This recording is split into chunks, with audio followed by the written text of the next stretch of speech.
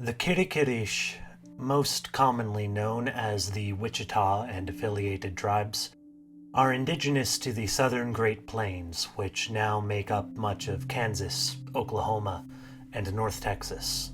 They describe their history as a story of endurance and survival, despite overwhelming adversity.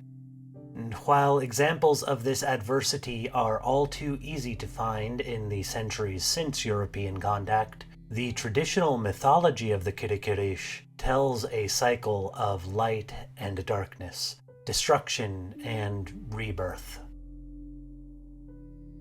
Wichita legends tell us that the history of our people forms a cycle. With the world's creation, the gifts of corn and the bow and arrow were bestowed upon the people by the spirits of the first man and woman, morning star and the moon.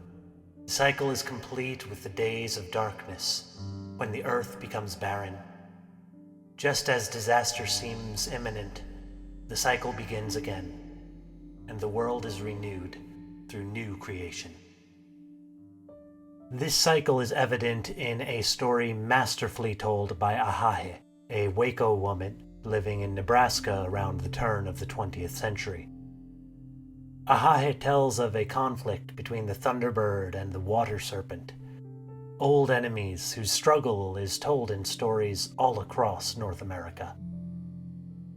The legend of the Thunderbird chief, his death, and his resurrection is filled with distinct elements of Kirikirish culture, as well as universal mythological symbolism, a combination which makes its telling crucial. Today, more than ever. My name is Sean. Welcome to Mythos and Logos. The Wichita account of history is divided into 4 ages. First, the Age of Creation, in which the first man, who would become the morning star, and first woman, who would become the moon, wander from village to village teaching the people. Second is the Age of Transformation, filled with fantastic creatures, and ending with the Great Flood. And we now live on the border of the Third Age, in which humans tell stories of the heroes of the past, and the fourth and final Age of Destruction, in which it is said that the world will grow barren, clearing the way for recreation as the cycle begins anew. This particular story is set in the Second Age, the Age of Transformation, and is set in a divided village. The East is ruled by the good chief Thunderbird, where people live in harmony, but no one knows who rules the West, filled with evil-spirited people who make a pastime of gambling with their lives as the wagers. While most would keep to their side of the village, the Thunderbird's nephew, Coyote, is captivated by the spectacle of the wagering games, and often crosses over to the west side to watch. Right away, those familiar with Native American storytelling traditions will have an idea of where this will go. Coyote is perhaps the most human of the archetypal figures who appear in stories across North America.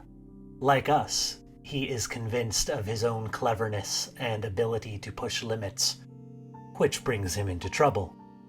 And so, of course, it is Coyote who crosses the town, as though he could be entertained by the dark games played on the other side without becoming consumed by them.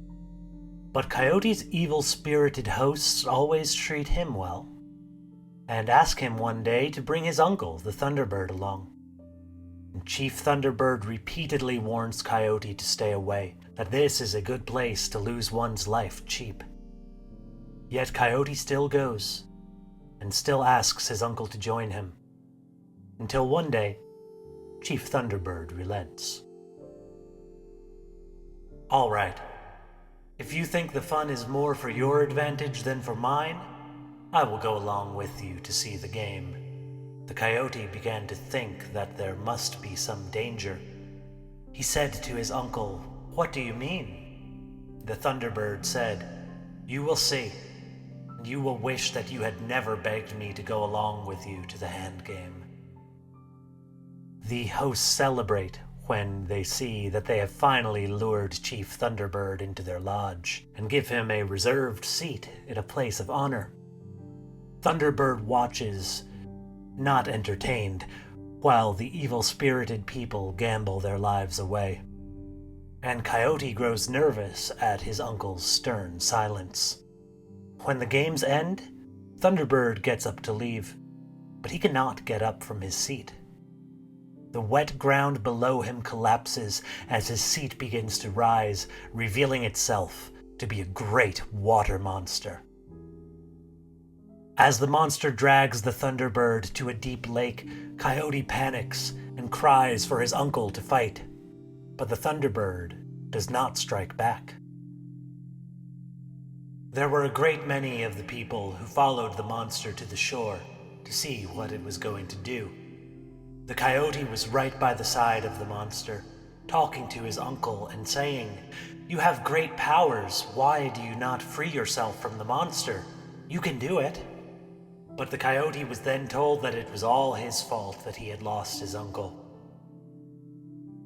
The Coyote would then cry out fearfully for his uncle, but there were a great many people who mocked the Coyote and were glad to see his uncle die. The monster reached the lake and went into the water.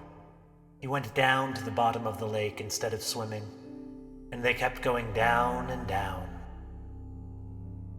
The Thunderbird is pulled under the water and killed by the serpentine monster. Coyote is overcome with guilt, and the residents of the Thunderbird's village either join their evil-spirited neighbors or flee to find new homes. Generations pass, and the village is nearly deserted, with only an old man, an old woman, and their grandchildren remaining.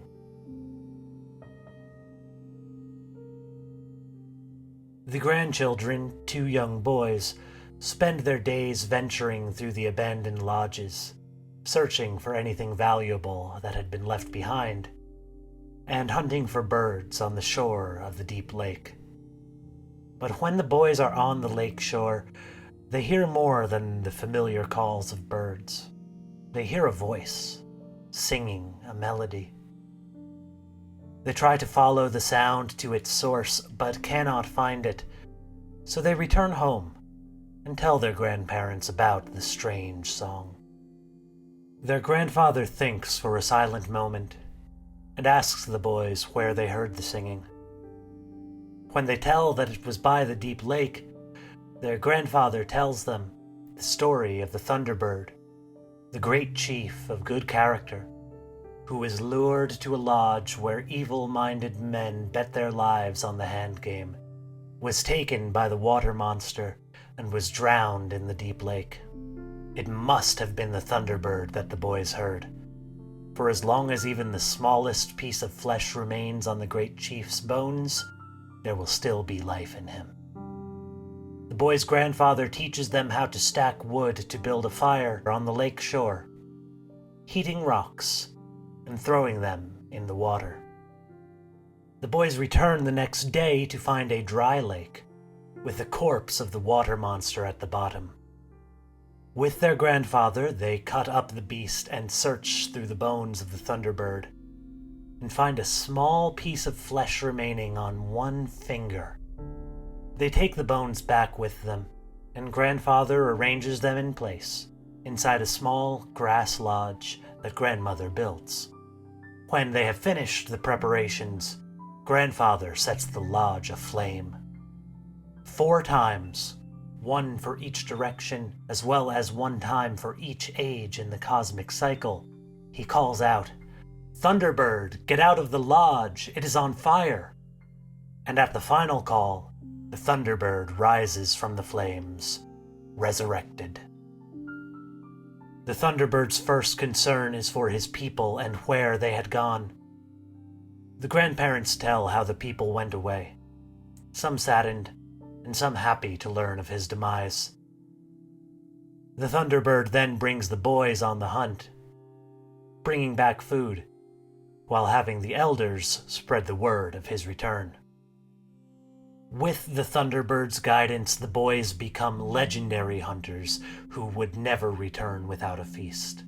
And as the elders spread word, a small band of those who were loyal to Chief Thunderbird arrives some days later, led by his nephew, Coyote.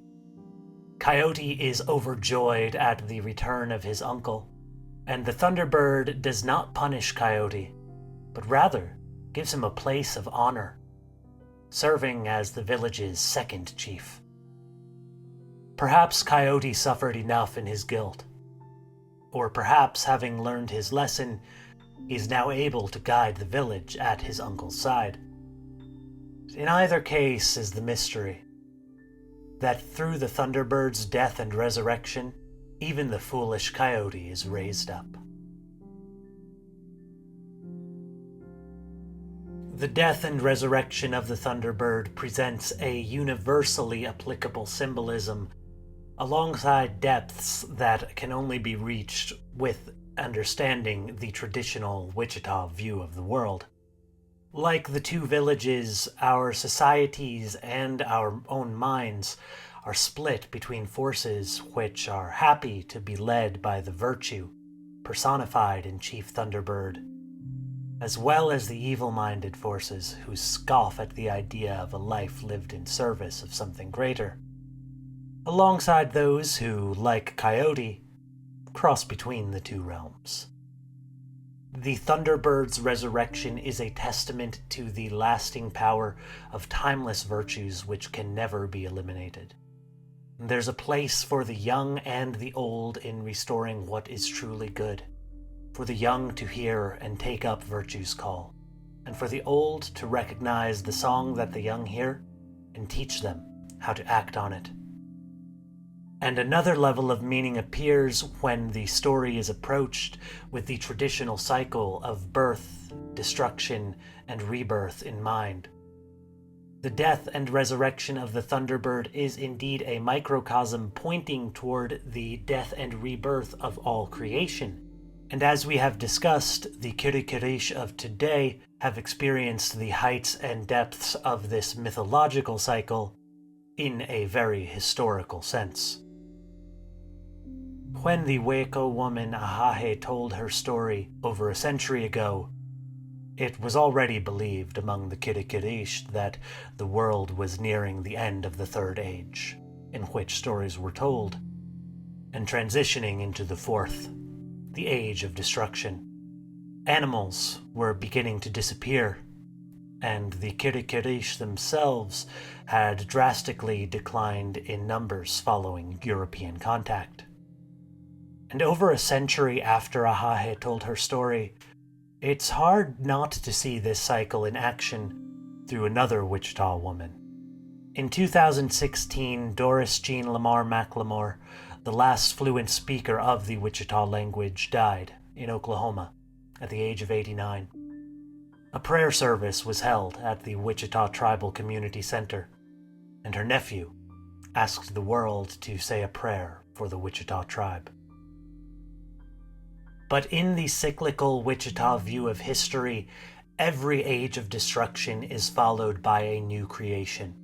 A cycle that has happened many times before and will happen many times again.